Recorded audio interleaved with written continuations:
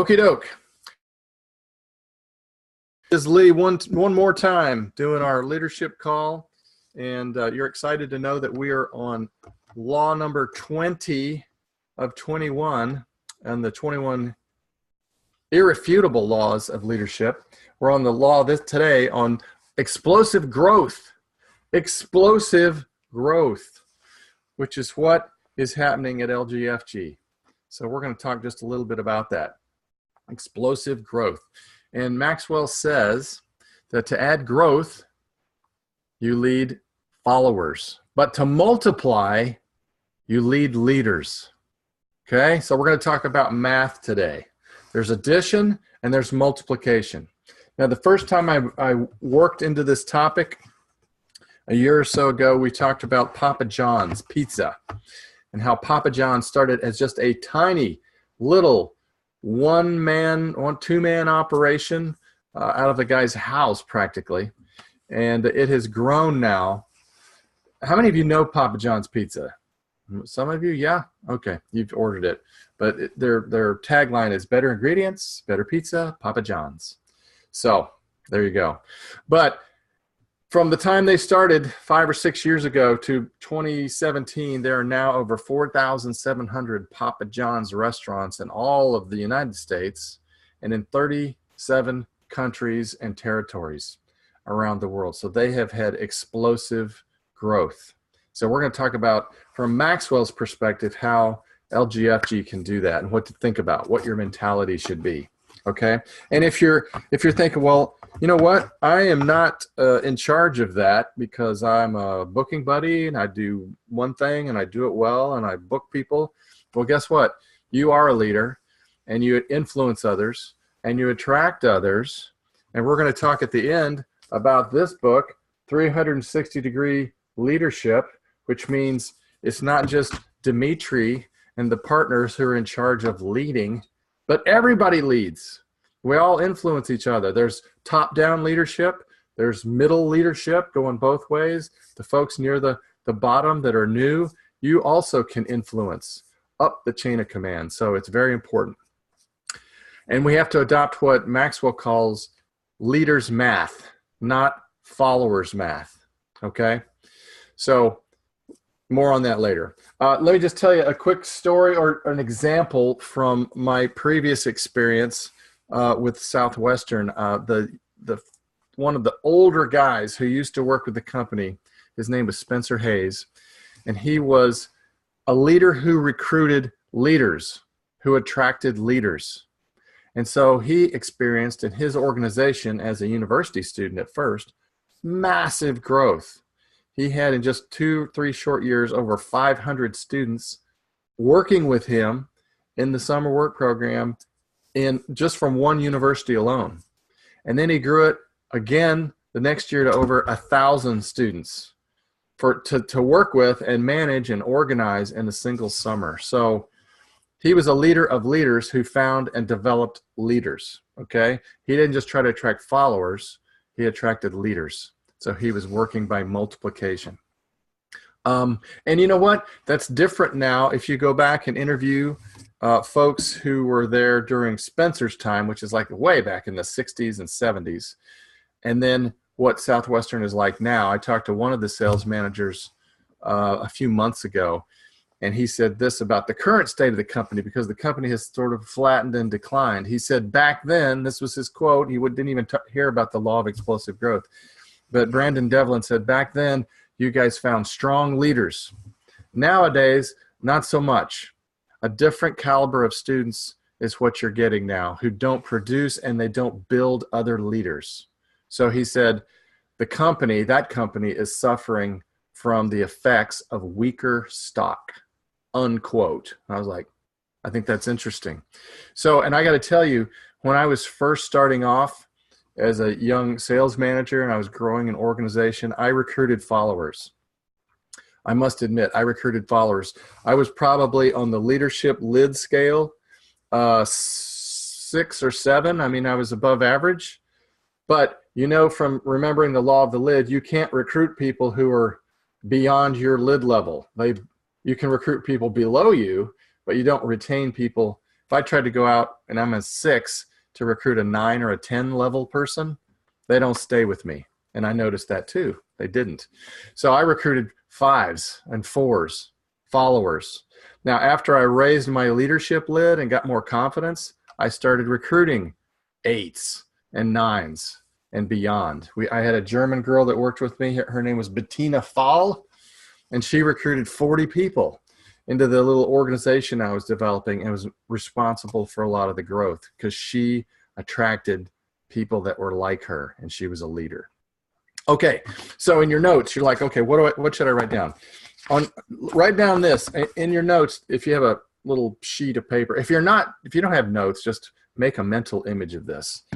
On the left-hand side, we're going to make a column, like draw a line down the middle of your paper. And on the left-hand column, you can write leaders who attract followers. And then on the right-hand side, if you're in the note-taking mode, write down leaders who develop leaders. So on the left-hand side, we've got leaders who attract followers. And then on the right-hand side, leaders who develop leaders. So let me share 5 or 6 things relevant to those 2 topics, and you can put them in the appropriate column. All right? So leaders who attract followers need to be needed. They need to be needed, which basically means, you know, as a salesperson, or, you know, if you're not in any kind of recruiting mode, your job as a salesperson is to make people emotionally dependent on you to some extent. They want what you have. They transact with you, okay? As you become a leader, you want people who have grown enough and are independent enough to work on their own. So in the right-hand column, under leaders who develop leaders, you write, they want to be succeeded. So leaders who attract followers need to be needed, but leaders who develop leaders want to be succeeded. That means they want to be replaced. You know, they're not trying to protect their turf. They want to find other strong people that will keep moving them up the chain. All right, next one. Leaders who attract followers, write this down, develop the bottom 20%. Leaders who attract followers develop the bottom 20%. And on the other side, on the other column, the ones who develop leaders develop the top 20%, right? You remember the Pareto principle from previous calls? Yes. Well, when you're leading a group of people, typically, who needs the most time and attention? You're right, the bottom 20%. And guess what? As a young organizational leader, when I had a group I was leading, I typically spent most of my energy and time at meetings sitting down and conferencing with people who were having trouble. And there's nothing wrong with that. But I poured my energy and my leadership expertise into getting that bottom 20% up. Now, later I learned, after my organization didn't produce well and the people I expected to really sell a lot didn't sell a lot, that in future circumstances, I tried to pour myself into the 20% at the top. So always work on with the top 20%. And we'll talk about why in a minute. Okay, next one. Leaders who attract followers focus on weaknesses. That's in the left-hand column. They focus on weaknesses. And as you can imagine, the other column is they focus on strengths. Okay? So the necessity of working with the people in the bottom 20% is that you're continually dealing with their weaknesses. You're trying to help them with the basics. And when you work with the best people and you help them develop their strengths, the top 20%, then you've got this law of explosive growth happening, okay? So that's big. All right, let's go to the next one. I'm going fast. The leaders who attract followers, left-hand column, they treat everybody the same. They treat everyone the same in the group. But the leaders who develop leaders, which is what we want, treat individuals differently. Now, some people say, you know what? This isn't fair. But I remember a quote from Thomas Jefferson, a famous early founder of America, and he said this: there is nothing, this is a good one to write down as you grow as a leader. There's nothing as unequal as the equal treatment of unequals. And you're like, whoa, grasshopper. Yeah, well, think about that. There's nothing as unequal as the equal treatment of unequals. I think about my kids. I want to be fair with my kids, but my kids are all wired differently. I can't lead them in the same way because they're different people. So different focus, and you've got to be fair. But that's why you develop leaders under you who can work with folks who may not be there yet. Okay, good. Next one. Let's talk about this. Let's do one more. Leaders who attract followers grow by addition. Leaders who attract followers grow by addition. And guess what? Leaders who attract leaders grow by multiplication. This is the different math process. So let me explain that. It's not hard to figure out, but let me just give you an example. If you add 10 follower type people to LGFG, you've got the power of 10 people. So we've added 10 people to our group, and 10 people are being productive. Yay.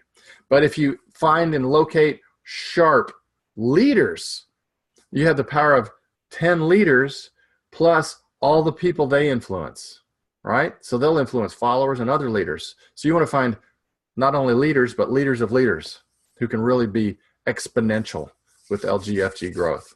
So how do you do that? And booking buddies, I'm talking to you too. You listen, because if you're just kind of like doodling there on your paper going, well, this doesn't apply to me. It does, because you are the company, right? The company is not Dimitri. The company is not a banner on the wall. The company is the people in the company. So to everybody listening, if we want to grow our company, here's what you've got to do. I would recommend that you look for people who are sharper than you. That is what I learned as I grew an organization back in the day, is I tried to look for people to invite to an information session or to learn more about the company. I invited people who intimidated me. I mean, if you think of someone, you're like, you know what, I've got a friend, but man, the thought of bringing up, hey, you might want to work with me at this company, the thought of approaching them in that way makes your stomach kind of go, ooh. That is a great person to talk to, because you're like at lid level 6 and you're talking to somebody that's an 8. That is what you want. You want a leader that can influence others. So if we recruit leaders of leaders, then we experience this law of explosive growth. And just here's the great news. What I found was, as I grew, and if I went ahead and tried to recruit people that intimidated me, that were more confident than I was, and I got them involved, once they were on board, I didn't have to manage them. Because you know what? They managed themselves. They were leaders already. So they did well in spite of my management skills. They're like, well, no, we don't really need to talk to you, Lee. We'll take care of this. I'm like, yes, I need more people like that, instead of just people that were whining and complaining and whinging and I don't know why this isn't fair. Pay me more money, whatever. All right. So to use an example in real life, and then I'll give you some questions and we'll wrap up. Here in the States, there are lots of multi-level marketing companies, and certainly all the tech companies who are trying to recruit the leaders of leaders away from other companies. I used to work with the Direct Selling Association, and there were companies like Shackley and Amway, and that operated with thousands of reps across the country. And what you'd find is that somebody reached what you would call partner level, then they would have someone lurking from another company who would call them and say, hey, let me kind of share our plan with you because this might be something you'd entertain. And if they recruited that key leader away, then they took a whole section from that company because they were all attached to that leader, everybody that followed him. So it's pretty cutthroat. Silicon Valley, I mean, there are even stories of people that they'll send folks out and they'll wait till they kind of notice what time a certain guy goes to lunch every day, and they will intercept them and go buy them lunch and then whoosh, recruit them away because it's such a competitive market in the tech industry. So, and speaking of the tech industry, my favorite company motto just on this topic of explosive growth was a company called Sharp. They made electronic equipment. And I don't know if they're around anymore, so they're not as sharp as they thought. But I like their tagline. It said, from sharp minds come sharp products. And as I've said before, likes like likes. So if we can get an organization full of leaders, we're going to attract other leaders and make this thing really blow up, which is cool. Okay? So here's the deal. The only way to experience explosive growth is to do the leaders math. We got to not just add followers one at a time. We got to multiply with leaders. All right? Hope that makes sense. Simple concept, but Maxwell does that well. All right, let me give you 4 or 5 questions, and I'll send these out, or Momic will, along with this recording. But let me hit the questions, and then I'm going to read a little thoughtful thought to think about as we depart. So, questions to consider. Number 1, how is my lid level? What's my level of leadership? What's my lid? And is it improving? Because that's the key to many things. Number 2, do I care about growing our company? And if the answer is like, well, I don't really care, I've got a job, then reevaluate that, because you influence people up, down, sideways. We're all influencing each other, and we're on a team.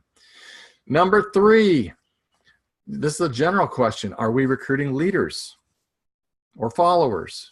You know, what type of people are we bringing in? If we bring in strong people, they will do well, even if everything's not perfect at the company yet. All right? Number 4, what can we do to locate leaders? What can we do to locate these folks? How do we find them? Should we wait for them to come out for lunch out of a particular firm and then scoop them up? I don't know. That's something to think about. So here's the final question, just as an action item. How can I, this is for everybody, how can I attract sharp people into LGFG? How can I do that if I were responsible? Or how can I influence people? All right, let me close with this. I'm going to read from a book that Dimitri introduced me to, and he was working on a couple of years ago with the group. It was called The 360-Degree Leader. Yeah, and it's developing your influence from anywhere in the organization, not just the top, okay? So if you're thinking, oh, that's a partner's job. No, it's not. This is talking about character, and I'll close with this. I'm going to read from the book because I think this is good. Under the topic of character, one of the Rod Loy, a guy who runs a huge organization, said this: too many middle leaders say, when I become the leader, I'll change the way I live. He says, I meet so many people who are down the chain of command, who don't live according to the character code of top leadership. Their thought is, well, I don't have to live by that code until I become a visible leader. He says, my belief is if I don't live by those high standards, I'll never become the leader. Okay?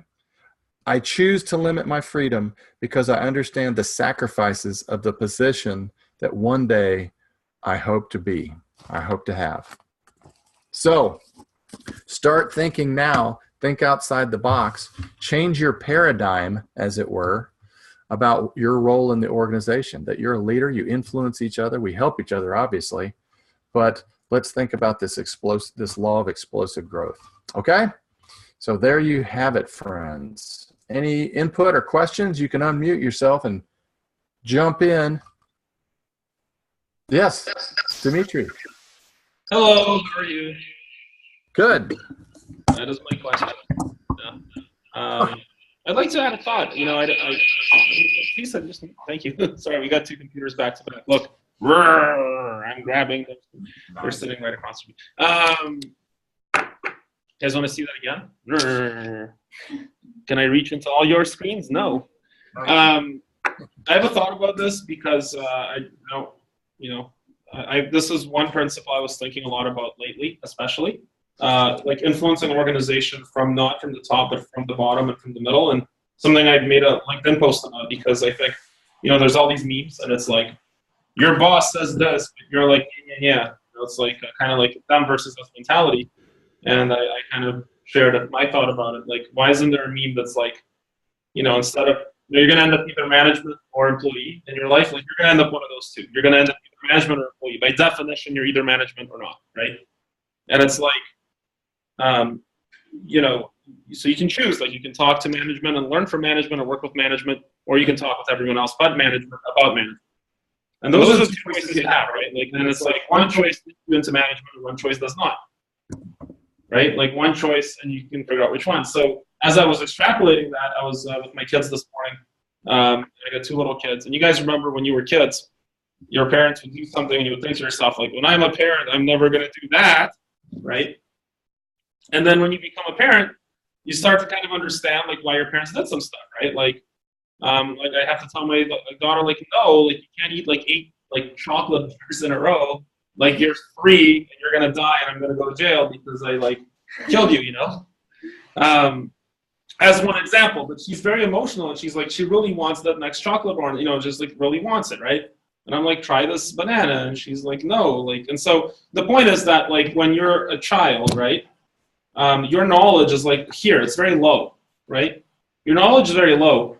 And your desire to change everything is like very high, right? But your desire to change everything is only there because your knowledge is very low. Does that make sense? Like your desire to change it, it's not like this what's in the middle here between your knowledge or desire to change stuff. That's mistakes. All that is mistakes. It's lack of information, lack of knowledge, and it's mistakes, right?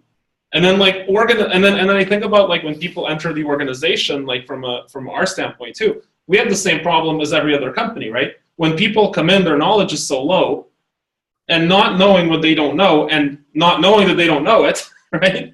Their desire to change things and like, well, I don't like that, and I don't like that, and I'd like to change this, and I said, you know, as I'll give you an example, like this is a true story. We had a while ago a fellow that we decided that we were going to release from LGFG. Nice fellow, but the issue was that this fellow complained all the time about everything. And other people in the company would call me directly, and it's like, man, can you help me? Like, I'm next to this person in a meeting, and I really just want to move away because there's so much complaining happening, right? And so, you know, it was kind of a situation where we said, okay, after some time, we decided that, you know, maybe it doesn't fit our culture, not the right fit for the company. Let's help this fellow move on. And at the exit interview, we conducted an exit interview. This fellow brought a list of all the things that he thinks the company should change. You know. But isn't it? But the point is, you know, like when your knowledge level is very low and you want to change things, right? The things you want to change are often things that you would, if you saw from the other place and had more knowledge, would make a lot of sense and would make a lot of reason to follow those, doesn't it? And so, you know, influence an organization, as we all can influence an organization. The very first step to influence an organization, and this is something I learned also in the book business, the very first step of influencing an organization is to first to buy into the organization and to do the things which you don't necessarily understand. Mm-hmm.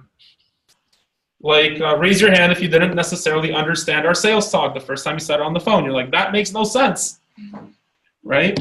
And now raise your hand if you don't know what you do without it. Right?